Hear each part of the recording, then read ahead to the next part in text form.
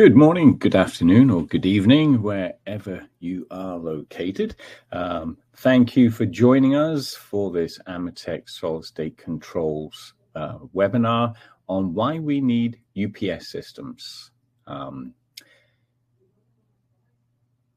As usual, we're going to wait for everybody to join as I see the numbers go up. And while I'm doing that, I can do a few introductions. But first of all, as I always like to do, ask if everybody can hear me. So you have your chat bar on the right-hand side of your screen. If you click on the chat icon and then type in there if you can hear me, it would be appreciated. As always, I don't want to be speaking to nobody. I don't mind speaking to people and I'm not listening, but speaking to nobody doesn't sound like fun. So I'll just wait to make sure that people can hear me. Thank you very much, Tony. You can hear me loud and clear. And Javier, very good. Thank you. So my name is Craig Williams. I am the Senior Technical Manager for Ametek Solid State Controls, and I am located in the Stafford office, which is southwest of Houston in Texas. I've got 22 years in the industrial UPS industry. I've worked with all of the major UPS charger manufacturers from all over the world, and for the last 8 years I've been with Ametek Solid State Controls. So some would say that I am a subject matter expert. I do know my UPSs. There will be a lag of around 30 seconds between you hearing my voice and me seeing a question, and that's basically, we use a platform called Webinar Jam, and when I do this webinar, it's got to take the data, process it, send it out on iOS, on Android, and on Windows-based systems. So there is some processing time that's required to do that. So when I say something, you won't hear it until about 15 to 30 seconds from after it being said. So therefore, if I'm saying something and you have a question, then I'm not going to see the question until 15 to 30 seconds after I've said what I've said. Hopefully that makes sense. So what I ask that you do is, if you do have any questions, please, if you look in the chat bar, there's at the top of the chat bar, it says chat, and then there's a question mark and it says Q&A. If you have a question, please put it in the Q&A section. And at the very end of the webinar, I will go through all the questions that have been asked, and hopefully I'll be able to answer most of them. The platform that we use, once again, is called Webinar Jam, and they have a panic button. So if I see that people type in the chat bar, oh, I can't hear you, or I can't see the presentation or something, I can do a few things. And if it looks like the room that we are in has frozen or has broken for some reason, I can just press one button and it will take us all to a new room, and we will carry on from where we left off. A very popular question is, will the webinar be recorded? And yes, Webinar Jam does record the webinar, but the format that it records in is, it's just like another webinar. So if you want to go and watch this on the Webinar Jam platform after this webinar, you press play, and it's just as if you're watching the webinar from scratch again. You can't fast forward, rewind, or do any of the things that we're used to doing. So what our fantastic marketing department do, and London has put the link in the chat bar already, is they convert that Webinar Jam video into an MP4, and then they upload it to our YouTube channel, and then you can share it, you can play it, fast forward, rewind it, mute it, do whatever you want to do with that video. And if you use that link, you will see every other webinar that we have done is on our YouTube site. So you can go and have a look at maybe some other subjects that you have not seen yet, or you're interested in seeing. And the last thing is, the webinar should last around 45 minutes to an hour, and that always depends on how much I talk. So let's see how it goes.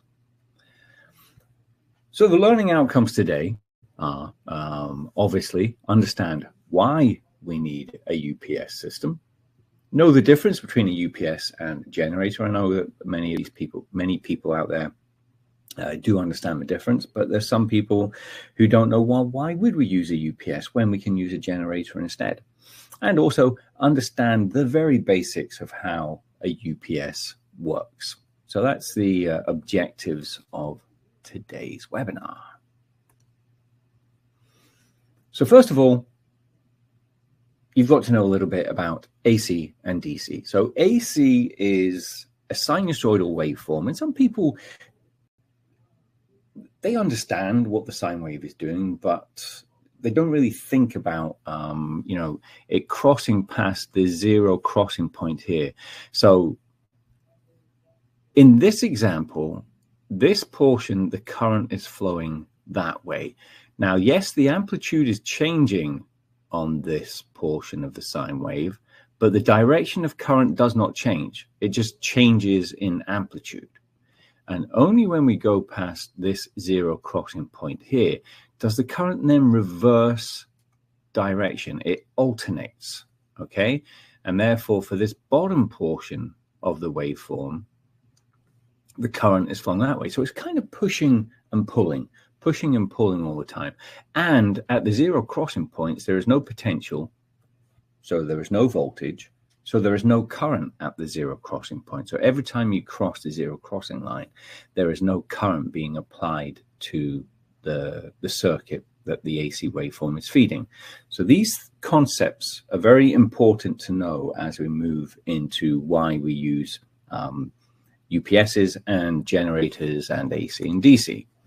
So, well, how do we make AC? A lot of people take it for granted that it just comes out of the wall socket, but that is obviously not correct. It gets made, and it's usually made by a turbine generator, okay?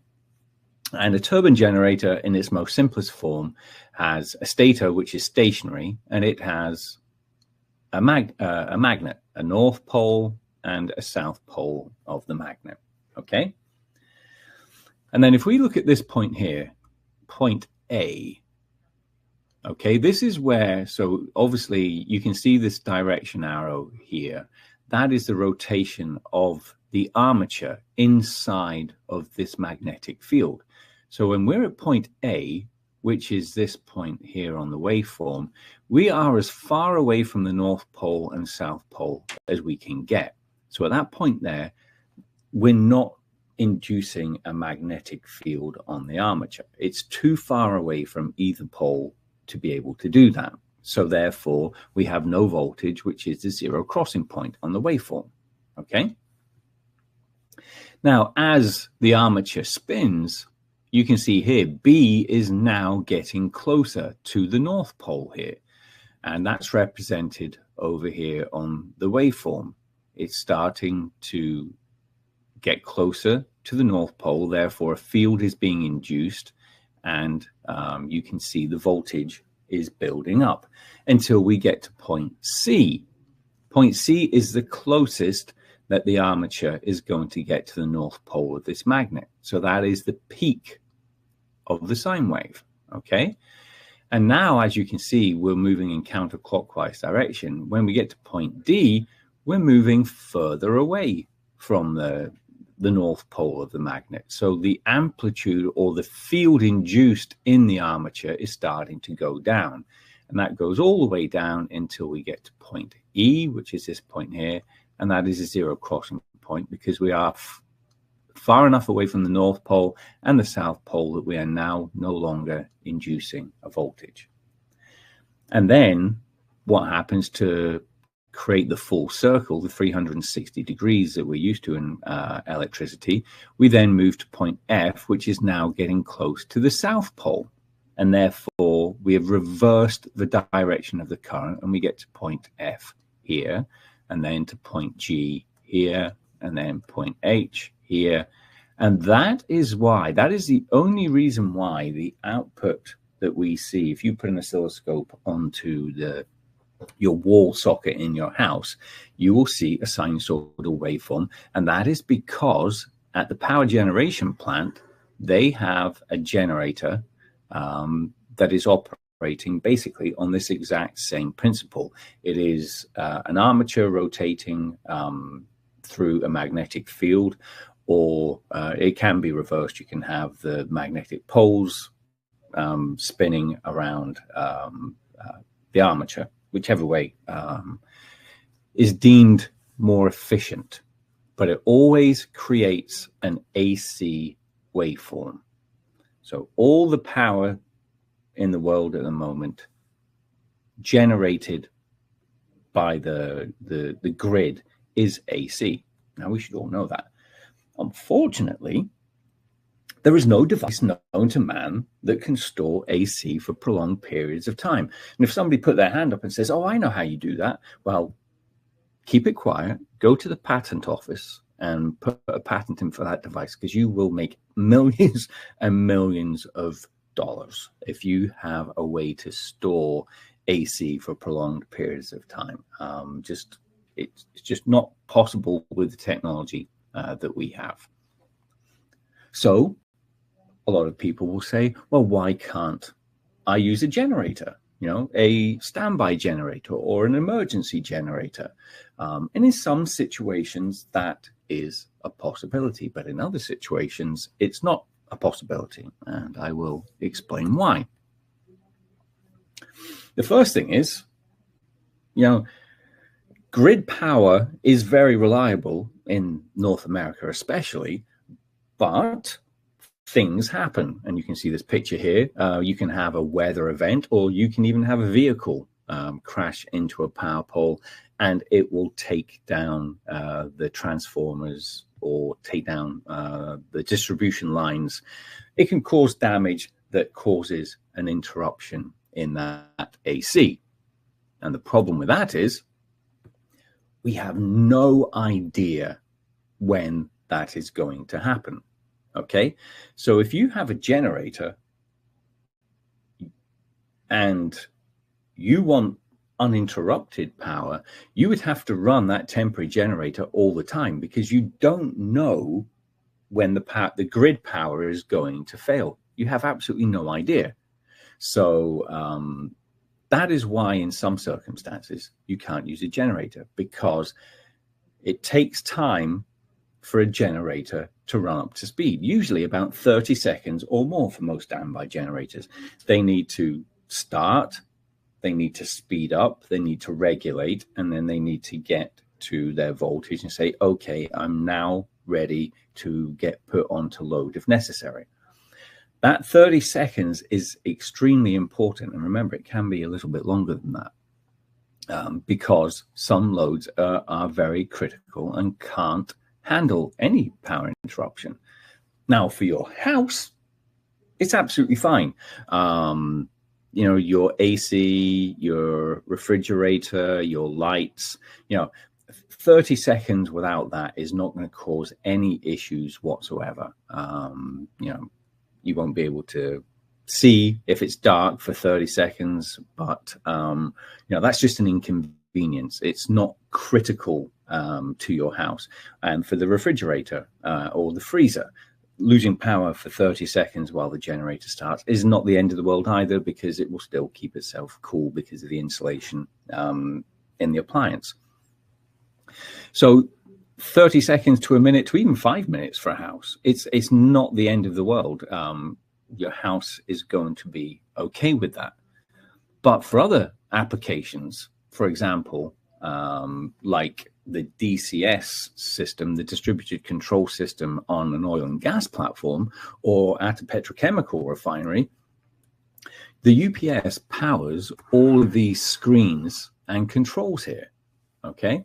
And if all of those screens and controls lost power for 30 seconds, we could be in really big trouble, because there is no longer overview of the operation of the plant. You can't see what position the valves are. You can't see what temperatures some of the critical pipes in the process are.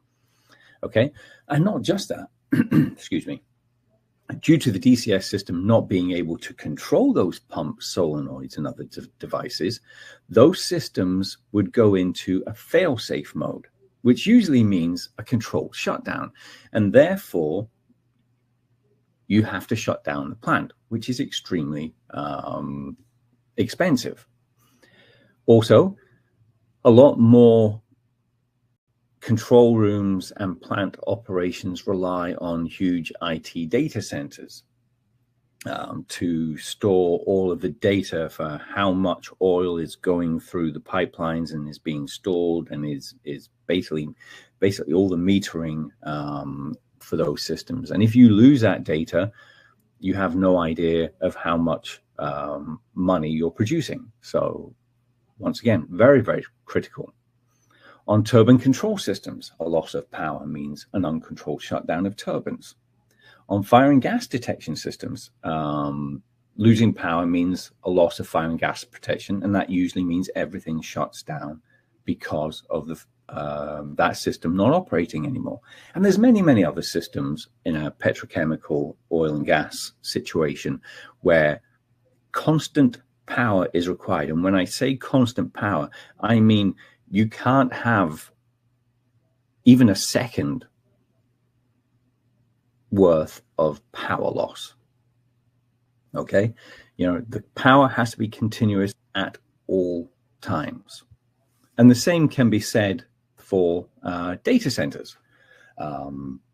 Data centers is a huge business at this moment in time, because obviously I'm being a bit facetious here, but the cloud does not exist. And remember the A in AI, artificial? The cloud and artificial intelligence is all controlled by data centers.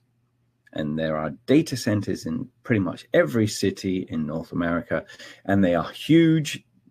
And the power that they require is megawatts of power. They are extremely power hungry, okay? And the negative consequences of downtime can be enormous, not only in terms of the lost revenue and service level agreement payouts, because basically, for example, if there's a data center out there that has a deal with one of the major banks, then that bank says you cannot have any service disruptions. And if you do, then there will be penalties. And not only that, it negatively impacts the organization's reputation and customer trust. So any power outage in a data center can cause huge, huge issues, loss of data, loss of people's access to their banking data, or even more critical financial systems behind the scenes. So it's very, very, very critical information.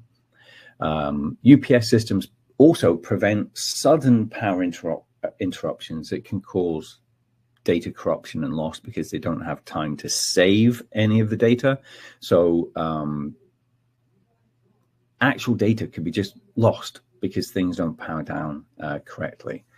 And also, clean and stable power extends the lifespan of servers, networking cables, and equipment and storage devices, because you're protecting from peaks, troughs, brownouts, surges, all that kind of stuff. Okay, generators can't do that. And the commonality between all of these systems, the distributed control system, the DCS in the control room of a petrochemical plant, or the server stations in data centers, is computer power. Okay, processors, RAM, all these kind of things that need these high-powered transistor technology to do all of the processing. That computer power cannot see any form of interruption in power whatsoever, or it will shut down and lose its data. And that's the same for distributed control system power supplies. All of the DCS systems convert the AC power that's generated from the grid into DC power using power supplies. Okay. And this is just an example of a data center power supply rack. There are just, in a megawatt system, there are going to be hundreds of AC to DC power supplies that need to be maintained with high quality AC to keep everything running. So loss of power for more than a second, usually less than a second, and that depends on how big the capacitors are in the AC to DC power supply, means everything shuts down. Screens go off, processors are lost, everything shuts down, and it's a very bad situation. Okay, that is why you can't use generators.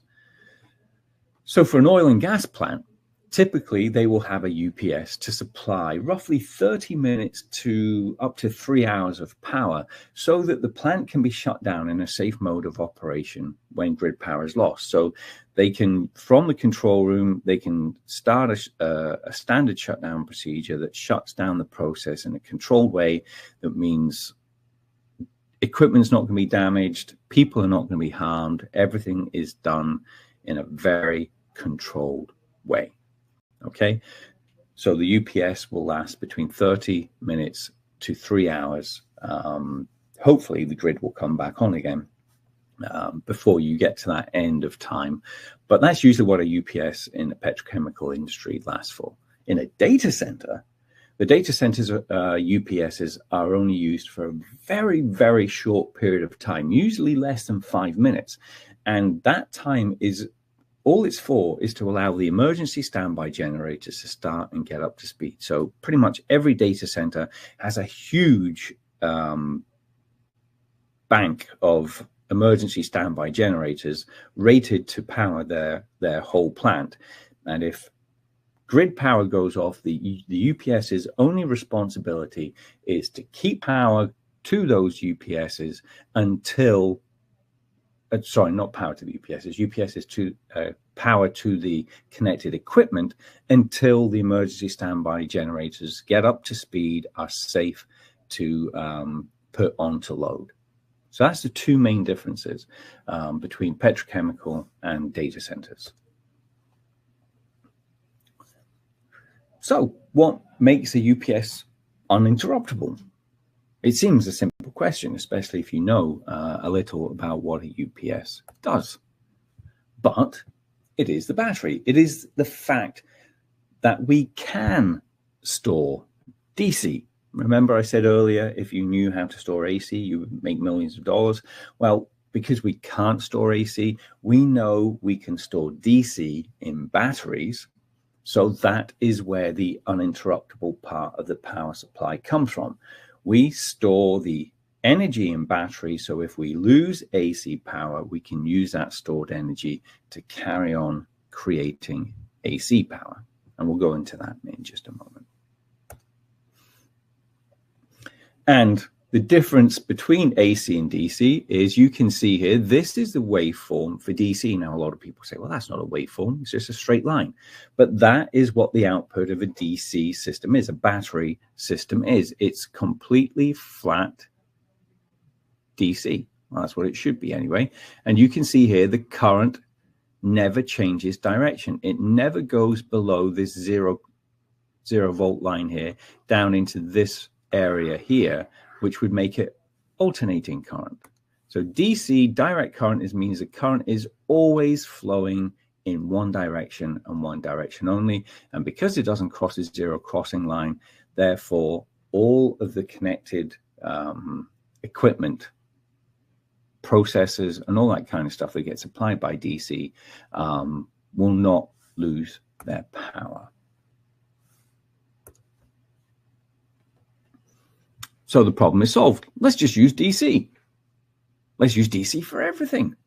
Well, unfortunately, or fortunately, whichever way you look at it, Tesla won the battle. You know, obviously, if you go back to when electricity was first invented, there was a battle between DC and AC. And AC won basically because we knew we could use transformers to step down high voltages to low voltages to high voltages. So therefore, we could generate power at extremely high voltages. And then when we distribute those voltages at low current, then there are less losses in the line.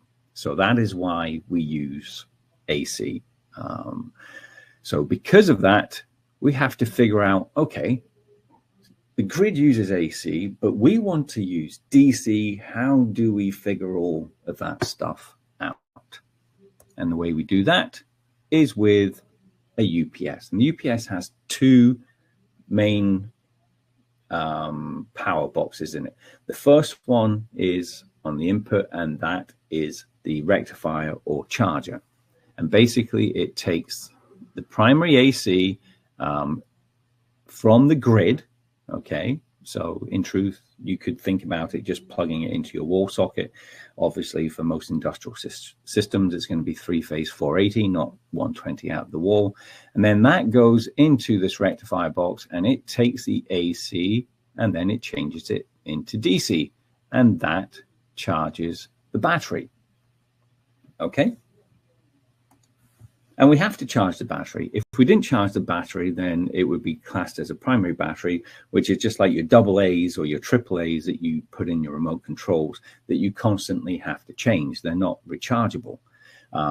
We don't want to have to replace our batteries all the time when it's in an industrial situation. We want them to always be able to be kept at a certain state of charge so they are ready for action whenever they are needed. Okay, and then the second power block we have inside the UPS is an inverter. Okay, we need to invert the power from the battery, which is just DC, back into, so that's DC there, back into AC on the output here. So that is why we invented the double conversion UPS system. And this is the single line diagram for an Amatec solid state controls double conversion UPS. We have our AC input going in here.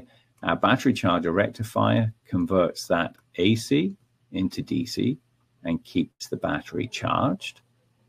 And then that DC goes into our inverter, which then gets changed back into AC, which then goes out through a static switch, what I'm not going to explain on today's webinar, and then out to our AC output, which is all your load circuits, which it could be your DCS system, whatever it is that you've got connected that is critical equipment that can't lose power.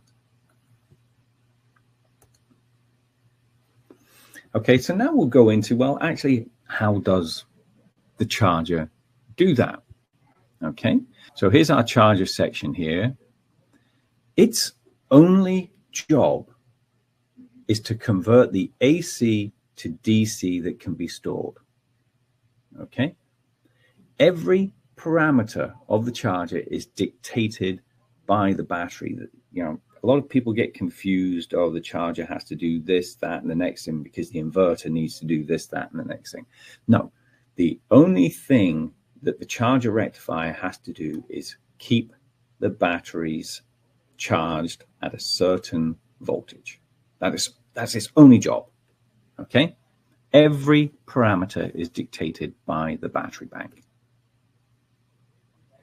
So how do we do this? Well, we take the AC input and put it into what's called an SCR bridge, and we use 6 SCRs in our bridge. A lot of people get complicated whenever they see an electronic device like an SCR. So this is an SCR, okay? And some people, their brain just freezes over and says, oh, what the heck does an SCR do? In most power electronics, all you've got to look at this is a switch. It's either on or it is off. None of this fancy amplification regions or anything like that. It is either on or it is off. Okay, so let's say, for example, so we've got 3-phase going in here. We'll call this L1, L2, and L3. Okay, so we've got power going from L1 up to this point here. So if this SCR is off, nothing happens. No power can get through. But if we turn this SCR on, power does get through. Okay. Now let's say, for example, our output, let's just put a lamp on the output here. That is our load, it's just a lamp. Well, if we turn this SCR on, if you know anything about electricity, it is potential between 2 points. So we need to get back to L2. And if none of these other SCRs down here are turned on, there is no way that we can get back to this point here. So with only one SCR switched on, this lamp is not going to light. We need a path back to L2. So what we do is we switch this SCR, L1, and this SCR on, L2. And if you watch the power flow, that then goes out through our lamp down here, and we can get power back to L2 at this point here, and therefore the lamp will light. And if you forget about this inductor and the capacitor, if we actually connected the lamp right here, okay, and we put an oscilloscope on this point here and this point here, and let's say when we send the signal to turn these SCRs on, it's right at the start of the AC waveform. Because remember, going in, we have this AC waveform going in. What you're going to see across this lamp is you're going to see a bump like that. You're going to see this whole portion of the sine wave get through. Because remember, the SCRs they're not fancy. They're not making DC. They're just allowing power to flow through like a switch. And then what we can do is for this portion here, we're going to say, well, L2 is now more positive than L1. So we need to get L2 up to this portion here. So what we can do in that, so this is L2, L1. We then switch this SCR on, which makes that side positive. Okay, and we go through our loads, and we have to get back to L1 at this point here. So we go all the way back here, and up there. And then, so instead of having this portion here on the negative side, we have now made it through this SCR, we have now made it positive. So I'd shown that L1 to L2 was that hump there. Now what we've done is we've now rectified that portion of the sine wave up to the top there as well. So now we have DC rather than AC, which goes one way that way and the other way that way, where now the current is moving in one direction. We have now created DC. And that DC, its only job is to keep the battery charged. Okay? And the parameters for that battery can be slightly different and sometimes majorly different for different types of batteries. So you can see here we have lead acid, NiCad, NeMe, and lithium ion. Okay, so in the world that Amatec solid state control lives in, the industrial UPS system, the majority of the systems are the inherent or the legacy design is lead acid, and we usually have 60 cells. Okay, that's a 120 volt nominal DC bus. Okay, and if you look at the data sheet for most lead acid batteries, they said they need to be charged at 2.25 volts per cell at 77 degrees Fahrenheit. So therefore, we have 60 cells times 2.25 volts. That means the float voltage out of the rectifier charger circuit needs to be 135 volts. So that is exactly what the battery charger, if we go back to this previous slide, when you measure positive to negative here for a 60 cell lead acid battery, you're going to have 135 volts DC. And that is why it's only dictated by the battery. We don't make it 135 volts because that's what the inverter needs. Absolutely not. It's because that is what the battery needs. So only reason we set the voltage at that level. And for NiCad cells, you're usually going to have 96 cells. Sometimes it's 92 cells. It depends on the engineer who designed the system and what the parameters are. And then that gets charged. A NiCad cell usually gets charged, if it's a single stage charge level, it's round about 1.42 volts per cell for a NiCad battery. And that makes a total output voltage, 96 cells times 1.42 volts is equal to 136.2 volts. So you can see there is a 1.2 volts difference between the float voltage for a 60 cell lead acid to a 96 cell NiCad. Okay, and that's important. 1.2 volts extra across a battery string can cause problems. It can cause the electrolyte to dry out, especially in valve regulated batteries. And then you can see when we go to lithium ion batteries, in most systems it can be 35, can be 38 volts. It depends on the manufacturer and design of these new lithium ion batteries, but they get charged at roughly 3.6 volts per cell. So if you times 35 by 3.6 volts, that means a lithium ion battery needs to be charged at 126 volts. So I wanted to show you this table here to show you that, you know, the battery charger's only job is to charge the battery at the correct voltage to keep it fully charged. So when we do lose power, we have all of the capacity of the battery available to do what it needs to do. Okay, that is the charger's only job, is to keep the batteries charged correctly. And now we're going to talk about the inverter. Okay, its only job is to convert the stored DC to AC. And now it will be designed to accept the full range of voltages from the battery. Okay, now, so for an example, a lead acid battery, remember we said that was 60 cells. For an equalized charge, it needs to be charged at round about 1.38 volts per cell if we need to do an equalize. So that is round about 140 volts DC for 60 cells. Okay, and then it's also, if we do have a power failure, the battery is going to start to discharge. And then eventually it will get down to 105 volts DC, which is the industry recommended voltage for end of discharge. So the inverter will be designed to work between 105 volts to 140 volts without any issues whatsoever. Okay.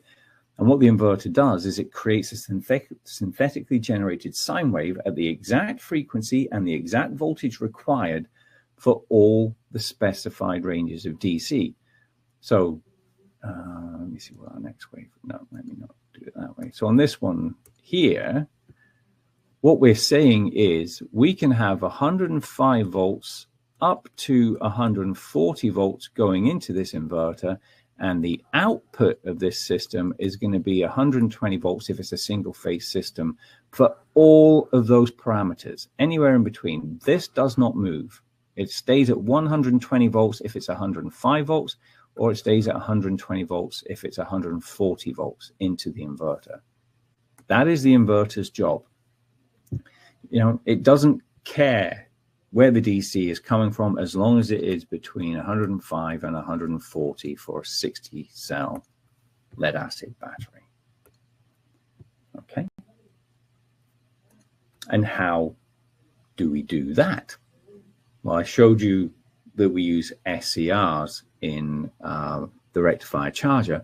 In our inverters, in the majority of our inverters, we use IGBTs. And once again, don't get carried away with the fact that, oh, it's a transistor. Oh, that looks really complicated. Transistors, they amplify things and they do fancy things, and oh, my brain hurts. Don't worry about that. What we use an IGBT for, just like an SCR, is just a switch. It is only a switch. And all we do is control which IGBTs we turn on to get a desired result. Okay. So the same example for the charger I'm going to do for the inverter. So remember, we have our positive over here. Now remember, that's usually going to be connected to our battery back here, okay? And if we only turn this IGBT on, yes, we will get that battery voltage and we will have positive on this side of the transformer. But because we don't have a return path to the negative, we get nothing on the output here, okay? With only one IGBT on, nothing happens. We need to have switch two IGBTs on so we get a return path to this negative point, okay? Because remember, electricity, we always have to get back from positive to the negative point. And also, if we just switch this IGBT on, yes, we will make this side of the transformer the same point here, because remember, we're just using it as a switch. So yes, they will be the same point, but there's no power flow because it would need to get back to this point here. So you can see where I'm going with this. Probably what we have to do is we have to switch two IGBTs on. So what we do is we switch this IGBT on and we switch this IGBT on.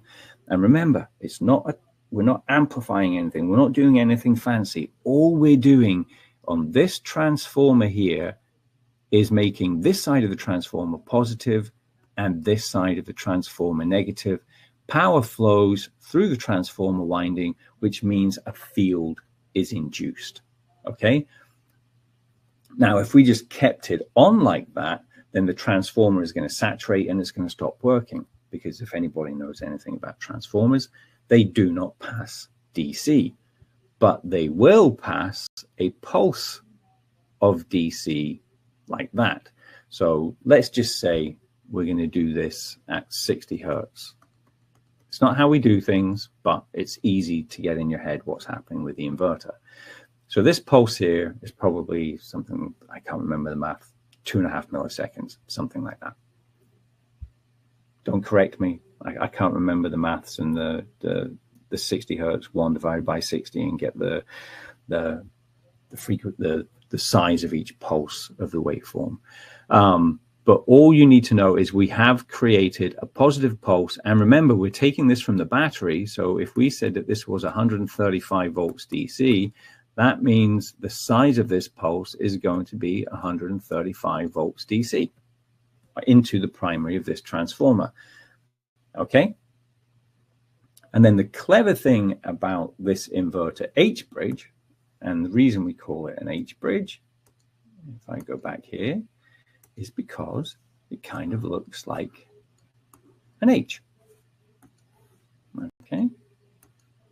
What we can do is, rather than switch these two IGBTs on, now what we're going to do is we're going to switch those off, and we're going to switch these other two IGBTs on. Now you have to be very careful with this one and follow me through here. So remember, we still have our positive here, but now if you follow this through, we get to this point here, and now we're going through this IGBT, and it gets down to this point here. And then that goes to the transformer on this side. So we're now making the bottom of the transformer positive with respect to the top of the transformer, which is now connected to the negative through this IGBT switch here. Okay, so all we've done is flip-flopped the power on the transformer, and we now have 130 volts from 0 down that way, 135 should I say, okay, on the bottom side of the zero crossing point. And if we add those two together on the primary of this transformer, if we were switching at 60 hertz like this, we would measure this waveform here on the primary of this transformer here. Okay, so from DC, we have created a rudimentary square wave going into this transformer. And with this choke here, and with this capacitor here, and with the inductance in this secondary transformer, we can convert that square wave into a sine wave. Okay, that's a very rudimentary look at how the inverter works. What we actually do, we don't switch using a square wave. We use PWM, which is pulse width modulation. And you can see this is a representation up here of what the pulse width modulation waveform looks like. And we switch at 8 kilohertz. We still create a 60 hertz output, but we're switching really, really fast. And what that does is allows us to create, you know, the mathematical average of this PWM is actually a sine wave. So it takes less capacitors and less inductance to convert this PWM waveform into this beautiful synthesized AC waveform on the output here.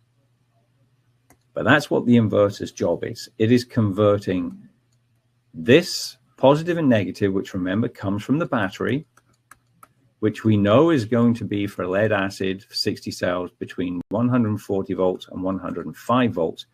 This is going to be 120 volts, 60 hertz at all parameters between 140 and 105. This output is not going to change. It's going to be a beautiful sine wave for all of these points between 140 and 105 on the DC. Okay. So if we put it all together, all we're doing is, remember, we don't want batteries that we have to replace like AAAs and AA's. So all we're doing is we need this DC here to be charged when it's not in operation. And then when the AC input does fail, when grid power does go down, then the battery just continues to feed the inverter. And we have this beautiful AC waveform on the output as if nothing happened. It's just like pulling the plug out of your laptop. The screen stays on, all the information is saved. The battery just continues to supply power to the inverter. That is why we have a UPS. We are converting the AC into DC so we can store the charge, and then we are converting that DC back into AC on the output here, so we can use that stored charge to create something that is usable in the plant. So that's pretty much the end of the presentation as why we need UPSs, why we can't use generators, what the UPS does. You know, a lot of people are saying, well, we could, in theory, we could use to a world now where we just use DC. And absolutely we could, but the infrastructure is just not there. The infrastructure is there for AC, and it's just much easier. So, you know, I know it seems silly, but we have our UPS, so we have our AC to DC. We store our battery there, then we have our DC to AC. That goes out, and then that usually feeds for the DCS systems or for the data centers. It still goes through another power supply, which then takes that AC back into DC, usually at 24 volts DC. So we're actually converting once, twice, 3 times, where if Tesla hadn't won and we did use DC for our power distribution system, we could just use the DC to power the load without that other conversion. But that's not the way the world works. So now I'm going to pass it out to everybody out there, see if we have any questions. Charlie says, I said 1.38 volts per cell. My apologies. For an equalizer, it's 2.38 or 2.4 volts per cell. I misspoke. I do apologize. I'm not perfect. So that's 60 times 2.4 usually, which is equal to 140 volts roughly. My apologies. And let's see what else is there. Can I return to slide 32? Why is the float voltage per cell greater than the cell voltage? I can. It's a very common question.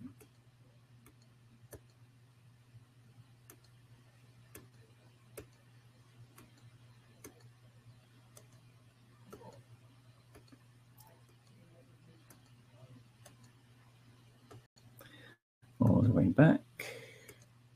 There we are here. Okay, so the cell voltage is what's called nominal. So for lead acid, the nominal voltage is 2 volts. And it's actually really confusing why they chose 2 volts, because actually if you had a battery that had been sitting off charge for a prolonged period of time, it's usually going to be around about 2.18 volts DC, roughly. Okay, it's not going to be 2 volts. I don't know why the industry chose 2 volts as a nominal for lead acid. It's just one of those things that you have to press the I believe button for and say, well, that's what they chose. That's what we have to go for. So that's the nominal voltage. The reason why the charge voltage is higher is that's the voltage that you need to maintain the charge in the cell with a minimum amount of power and losses. So the battery manufacturer works out all of its chemistry, does all of its testing. It says, okay, we have figured out that for our lead acid cell, that if you charge it at 2.25 volts per cell at 77 degrees, you're going to get the best lifespan out of it, and it's going to maintain its charge. It's a very fine line. So that is why the float voltage is actually greater than the cell voltage. And that's the same for NiCads. NiCads, they say the nominal voltage of a NiCad cell is 1.2. Sometimes I've seen it say that the nominal voltage for NiCad is 1.0.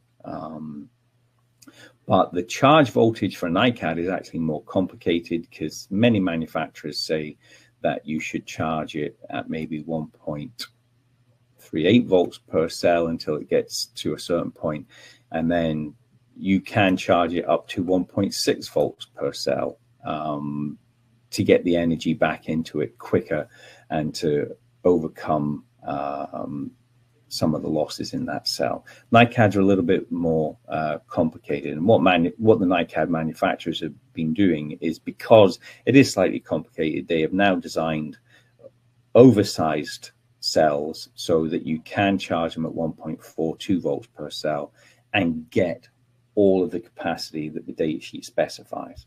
It's actually, in truth, it's usually about 80% of the full capacity of the battery. But if you bought a 100 ampere hour battery, then it would actually be sized at the factory at 120 ampere hours. So when you lose your 20%, you still get your 100 ampere hours. Hopefully that made sense. So batteries are, a lot of people think that they just sit in the corner and they do nothing. They're inanimate objects, but the battery is absolutely critical. And, we do a training class here. We've got one going on just now where the guys come in and our battery trainer goes over batteries, and they come out of that class thinking, wow, I did not know there was so much to learn about batteries, because even though they are just plastic inanimate objects, they are critical to the operation of the UPS. If you have a bad battery, it's not being charged correctly, it's being abused, then your UPS is useless if your battery is not going to provide the power necessary.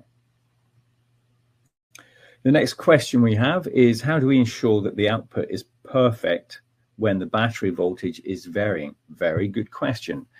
That's why we use PWM. I have to go through.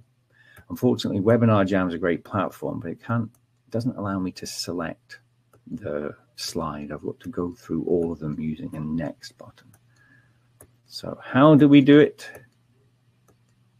When we get to the PWM, here we are here. Okay, so with pulse width modulation, I'm going to take a very, very magnifying glass to this portion here, and I'll draw it down here. So basically, we're creating a pulse like that. Then we are creating a pulse like that gets wider.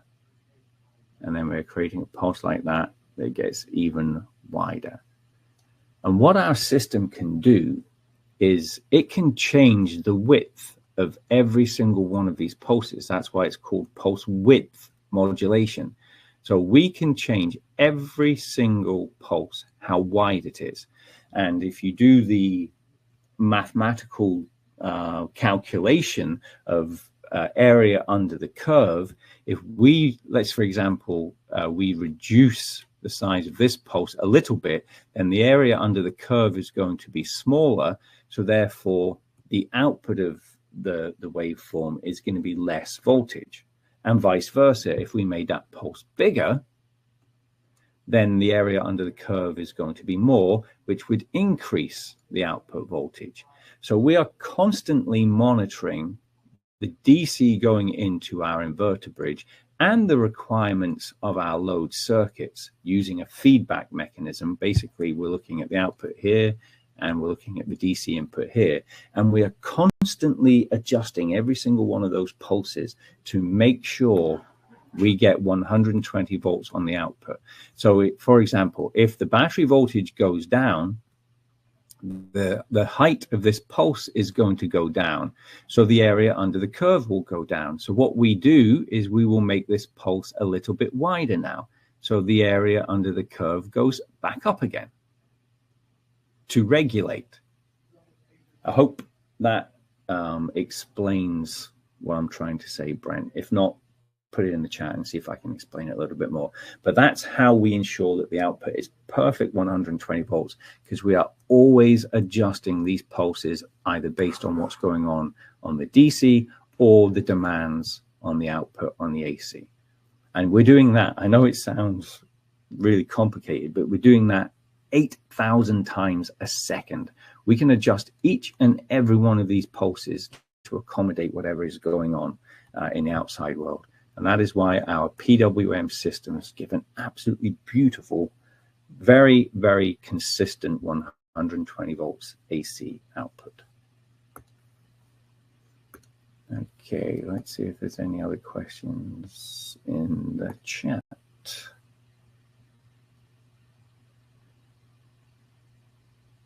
Okay, doesn't seem like we have any more questions. So what I'll do is I'll do my signing off, and if anybody has any other questions, just type in while I'm saying all of this kind of stuff. I would just like to thank everybody for joining us for this webinar. We really do appreciate it, because we know you guys have guys and girls, have very busy days. And to take an hour out of your day to listen to me ramble on about UPSs, I really do appreciate it. And I hope you've learned something. And don't forget, you will also receive a survey that will ask for any future topics for the next webinar. And I do read every single one of those. London will post that survey link in the chat bar as well. And I do always try and pick a topic from those surveys, so I am always giving the audience what they want to hear. The other thing that London has posted in there, she's posted a link to the where you can find the YouTube video, and there's also a link that's going to be posted if you need to contact us. It's got the 1-800 number, and it's also got the email address that you can contact the aftermarket service department on. We do have another question. Is a transformer on the output of the inverter acting like a reactor, smoothing the waveform out?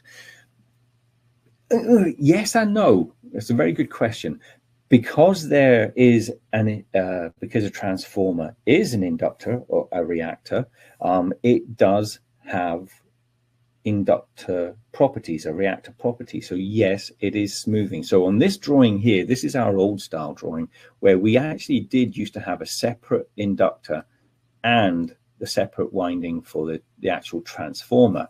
Now what we've done is we've designed our transformer so this inductance is built into the primary windings of the transformer itself and the secondary windings to give us the action of a reactor. So yes, basically we have an LC circuit there, and it is filtering out all the harmonics of this pulse width modulated waveform and turning it into this synthesized AC waveform. So yes, reactance or inductance inside here is a choke.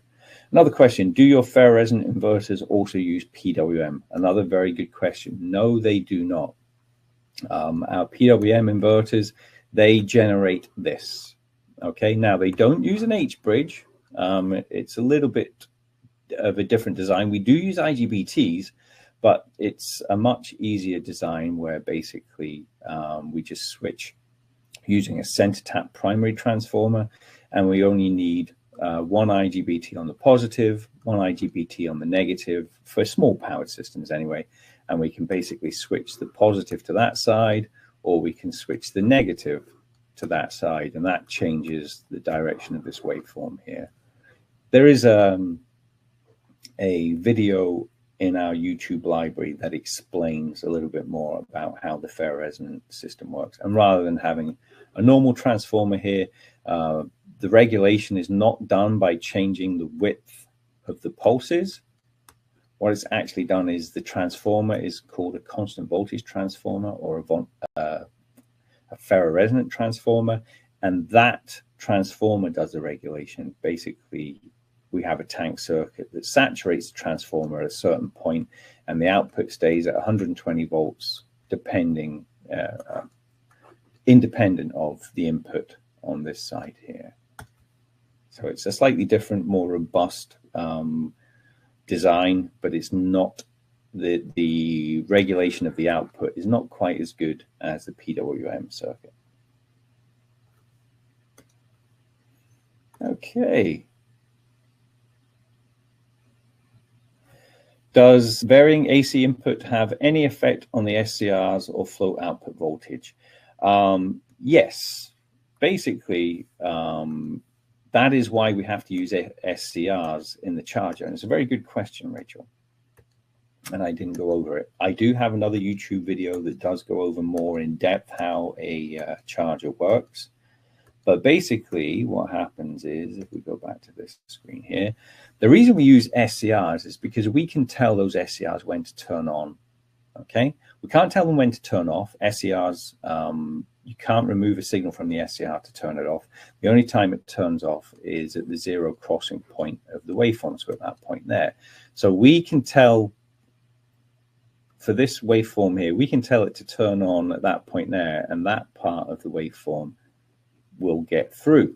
And the reason that we do that is because we don't know what the grid power is. You know, the front of our UPS will say 480 volts, but we know that some plants are 500 volts or some plants run at 460 volts.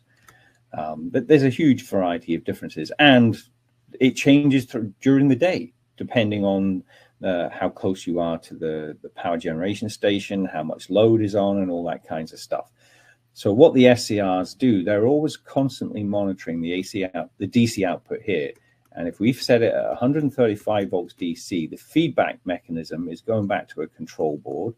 And it says, okay, if my voltage goes down here, because let's say we've gone down to 460 volts, then what it will tell the SCR to do is it will switch on earlier in the cycle and allow more of the waveform through. And once again, it goes back to the area under the curve. That increases the voltage back up again, and then the feedback will constantly work like that to maintain this 135 volts. So we're constantly changing the phase angle of these SCRs to give us the output here of a steady 135 volts. So yes, varying AC input does have an effect, but it is automatically taken care of by the feedback circuit and our control board. So very good question, and hopefully that explains the answer. Okay, I don't see any more questions coming in. So once again, really, truly appreciate you taking the time to listen to me today. Hopefully you enjoy the rest of your Wednesday and the rest of your week, and look forward to the weekend and have a good time with your friends and family. So from me, Craig Williams, here at Solid State Controls, we really do appreciate you taking time to watch this, and we look forward to seeing you, or well, look forward to speaking to you next month at our next webinar. Thanks very much. Take care.